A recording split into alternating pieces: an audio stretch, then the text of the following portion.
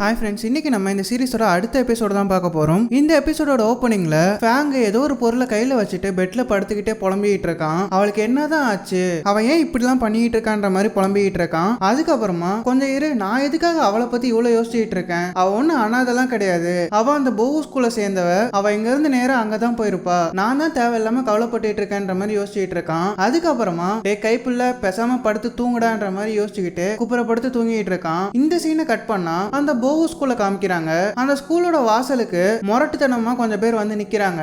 இத பார்த்த ஹாங்கோட அண்ணனும் யாரா நீங்கன்னு சொல்லி கேட்டுட்டு இருக்க.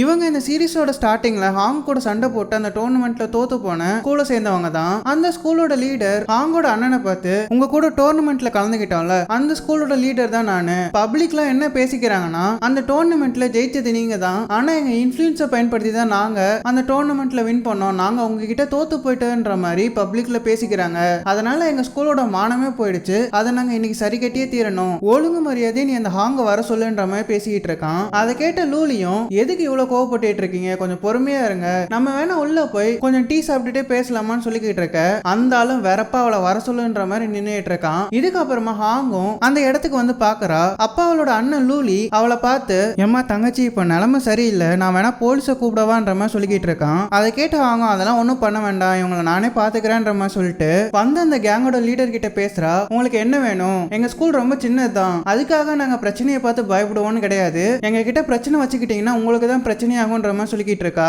அதை கேட்ட அந்த கேங் லீடரும், உனக்கு எவ்வளவு திமிரு இருந்தா என்கிட்ட இந்த மாதிரிலாம் பேசுவ, உனக்கு இன்னும் டைம் இருக்கு, எங்க கிட்ட மன்னிப்பு கேட்கிற வழியை பாருன்ற மாதிரி சொல்லிக்கிட்டு இருக்கான். அதை கேட்டு ஆகும், எதுவுமே பண்ணவும் நாங்க ஏன்டா உங்ககிட்ட மன்னிப்பு கேட்கணும், அது சரி கடையில பழத்தை வாங்குற மாதிரி வெற்றியை காசு கொடுத்து வாங்கினீங்கல்ல, அதோட டேஸ்ட் எப்படி இருந்துச்சு, நல்லா இருந்துச்சான்ற மாதிரி கேட்டுட்டு இருக்கா. அதை கேட்டு காண்டான அந்த ஆப்போசிட் ஆலும், இதுக்கு மேல ஒரு வார்த்தை பேசினா உன் கண்ணத்திலே பலார்னு அடிப்பேன், அன்னைக்கு நான் ஏதோ அஜாக்கிரதையா இருந்துட்டேன், அதனால தான் உங்ககிட்ட தோத்து போனேன்ற மாதிரி சொல்லிக்கிட்டு இருக்கான். அதை கேட்டு ஆகும், ஓ அப்படியா, என் கூட நீ மறுபடியும் ஃபைட் பண்ணணும்னு ஆசைப்படுறியான்ற மாதிரி கேட்டுட்டு இருக்க.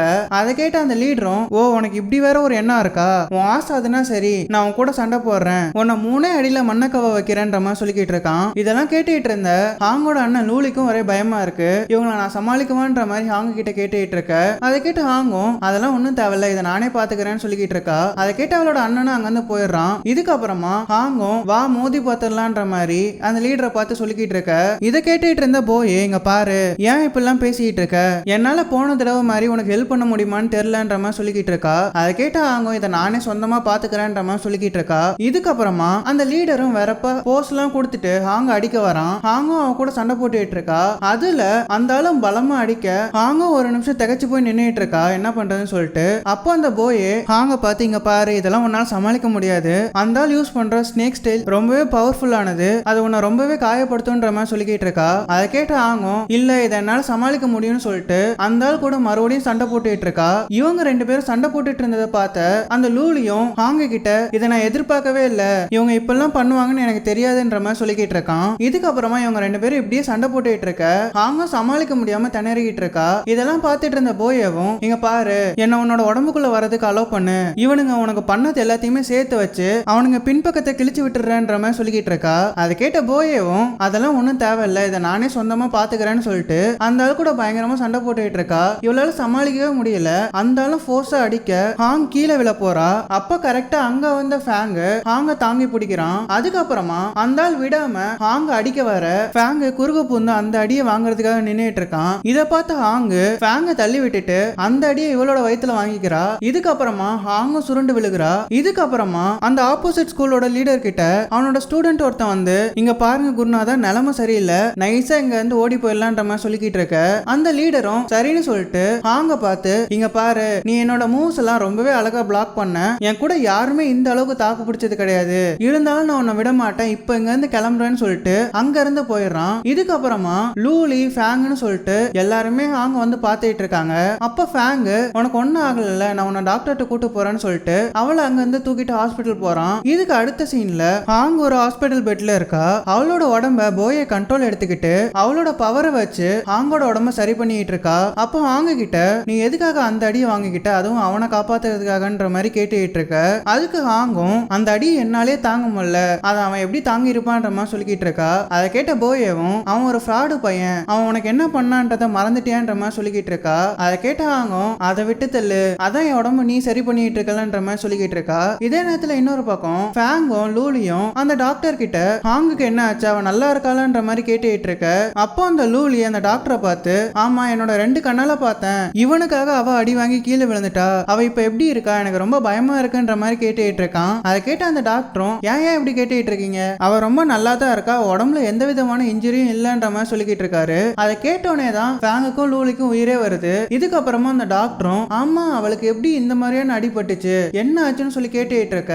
ஃபேங்கும் அதை இவர்கிட்டே கேளுங்க, இவரு தான் இந்த சம்பவம் நடக்கிறதுக்கு முன்னாடி அவ கூட இருந்தாருன்ற மாதிரி சொல்லிக்கிட்டு இருக்க. லூலியும் அது சரி அவளை வேலையை விட்டு துரத்திட்டு இப்ப இவ்வளவு நல்ல விதமா பேசிட்டு இருக்கியான்ற மாதிரி கோச்சிட்டு இருக்கான். அதை கேட்ட அந்த டாக்டரும், என்னது வேலையை விட்டு தூக்கிட்டியா, எப்பா ஃபேங் நீ அந்த பொண்ணை எவ்வளவு நல்லா கவனிச்சுக்கிட்ட, அப்புறம் ஏன் வேலையை விட்டு தூக்குனான்ற மாதிரி கேட்டுட்டு இருக்க.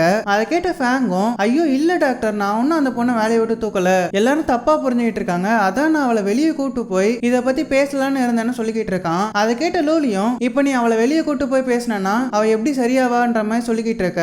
அதை கேட்ட அந்த டாக்டரும், கொஞ்சம் இருங்கப்பா, ஃபேங் அந்த பொண்ணை வேலையை விட்டு தூக்கலனா மறுபடியும் அந்த பொண்ணை வேலைக்கு சேர்த்துப்பான், இதுக்கப்புறம் என்ன கவலைன்னு சொல்லிட்டு ஃபேங்கை பார்த்து, நீ அந்த பொண்ணை மறுபடியும் வேலைக்கு சேர்த்துப்படலன்ற மாதிரி கேட்டுட்டு இருக்காரு. அதை கேட்ட ஃபேங்கும் சரின்னு சொல்றான். அதுக்கப்புறமா அந்த டாக்டரும் லூலியை பார்த்து, அவ வீட்லயே ரெஸ்ட் எடுக்கட்டும், நான் தினமும் என்னோட வேலையை முடிச்சுட்டு அவளை செக்அப் பண்ண வரேன்ற மாதிரி சொல்லிக்கிட்டு இருக்க. ஃபேங்கும் லூலியை பார்த்து, இதுக்கு நீ என்ன சொல்றன்ற மாதிரி கேட்டுட்டு இருக்கான். அதை கேட்ட லூலியும், அப்படின்னா நீ அவளுக்கான சம்பளத்தை கொடுப்பியான்ற மாதிரி கேட்டுட்டு இருக்கான். அதை கேட்ட ஃபேங்கும், கண்டிப்பா கொடுக்குறேன், அது மட்டும் இல்லாம போனஸ் இன்சென்டிவ்னு எல்லாத்தையுமே கொடுக்குறேன்ற மாதிரி சொல்லிக்கிட்டு இருக்கான். இதோட இந்த எபிசோடும் முடியுது. உங்களுக்கு இந்த எபிசோட் பிடிச்சிருக்கும்னு நினைக்கிறேன். பிடிச்சிருந்தா மறக்காம லைக் பண்ணிடுங்க. நம்ம சேனலை சப்ஸ்கிரைப் பண்ணலன்னா சப்ஸ்கிரைப் பண்ணி பக்கத்துல இருக்க பெல் ஐகானை கிளிக் பண்ணி ஆல்ன்ற பட்டனை செட் பண்ணி வச்சுக்கோங்க. அப்பதான் நான் போற ஒவ்வொரு வீடியோஸும் உங்களுக்கு உடனே நோட்டிபிகேஷனா வந்து சேரும். நான் உங்களை ஒரு நல்ல வீடியோல எடுத்து சந்திக்கிறேன். அது வரைக்கும் ஹேவ் ஃபன் கைஸ்.